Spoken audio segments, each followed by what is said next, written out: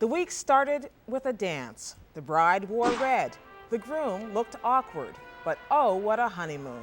What else can you say about a Republican president whose new best friends seem to be Ted Kennedy and Alan Greenspan, Alexis?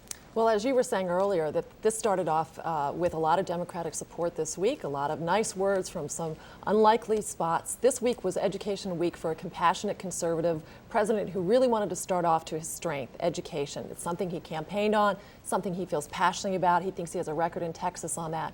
And the interesting thing about the education plan was that he really stuck very closely to what he had campaigned on, but made a slight moderation to appeal to some Democrats to really split it down the middle. And in this case, the centerpiece of an expanded role for the federal government in education happens to be testing, accountability. This is something that George Bush thinks that federal dollars should be tracked. You should be able to do testing in the states, allow the states to do the testing themselves, figure out what they want to actually set as the benchmarks, but you should do that testing every year from 3rd to 8th grade, and then measure how the federal dollars, 7 cents out of every dollar from the federal government, are going to the states. The moderation that he made was in vouchers. This is the issue that is really the make or break for Democrats, something that he doesn't call vouchers, he calls it parental choice or parent choice.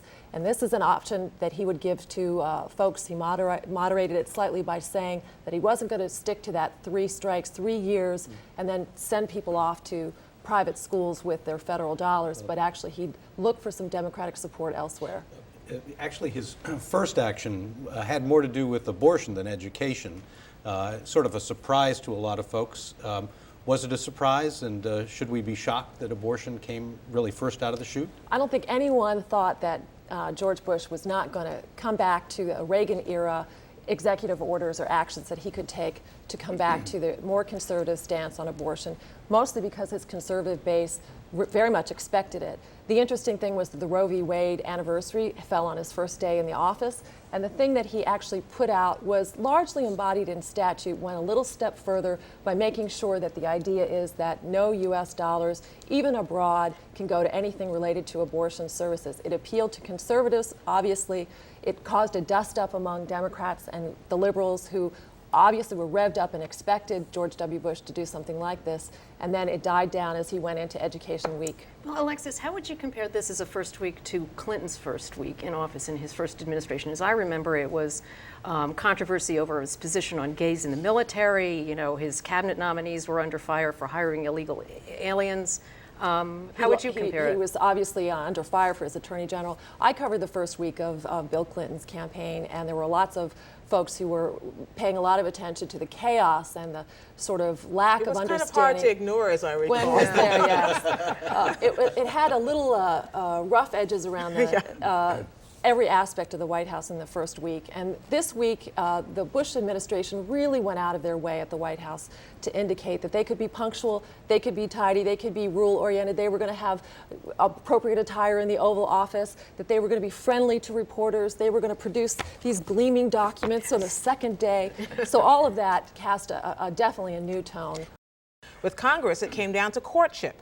George W. Bush invited them over, awarded a few of them some old nicknames, and told a lot of lawmakers exactly what they wanted to hear. A charm offensive, wasn't it, Janet? It was quite a charm offensive. And actually, you know, we usually talk about ask whether a president is going to get a honeymoon. Well, this actually was more like a first date. Because Bush doesn't know a lot of these members of Congress, and a lot of them don't know him. So it actually made quite a lot of sense. It was a very good thing for him to do, to spend the first week just bringing in House members and senators. They should have put a revolving door in the White House to get all of these members in. I think 90 of them came in this week. I stopped counting the number because there were so many of them. And the key, he understands one really cold political reality, that Congress is very deeply divided. He nominally controls both of them, but he's going to have to reach out to Democrats as well as Republicans if he's going to get his way in Capitol Hill. Well, how did it go? Did the Democrats buy this courtship?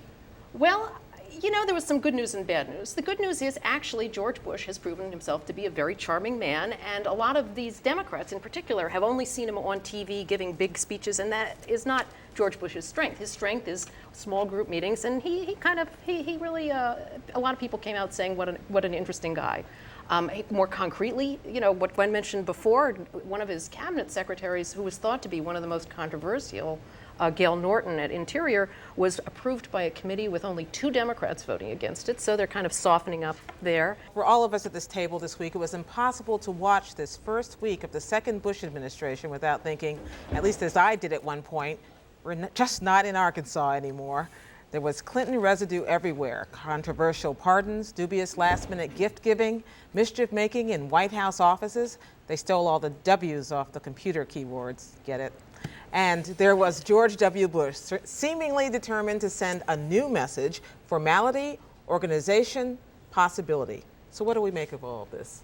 Well, if you were a new president coming in a new party and you wanted that big broom to sweep the other guy out of town, all of the things that we just talked about were gifts to Bush, President Bush, I think, in terms of rapidly trying to make us feel glad that Bill Clinton was out of town. I mean, Clinton obviously did some things to himself, and George W. Bush took advantage of it this week. And to give Bush credit, besides the breaking of events in his direction, he's marched through a really quick transition in a very orderly fashion. It's pretty impressive. And, you know, you can just feel the difference, you know, on Capitol Hill and around town, just how much everybody else is sort of noticing that things are really different here. Tom DeLay, who's the Republican whip of the House, apparently in one of his White House meetings with Clinton said, you know, for 8 years I would wake up and think, how am I going to frustrate the president today? But I don't have to do that anymore. Well, how frustrating that will be for Tom DeLay. Whatever will he do with his time? There really is a complete change in tone in the city. We can no longer expect a scandal every week, though there may well be some.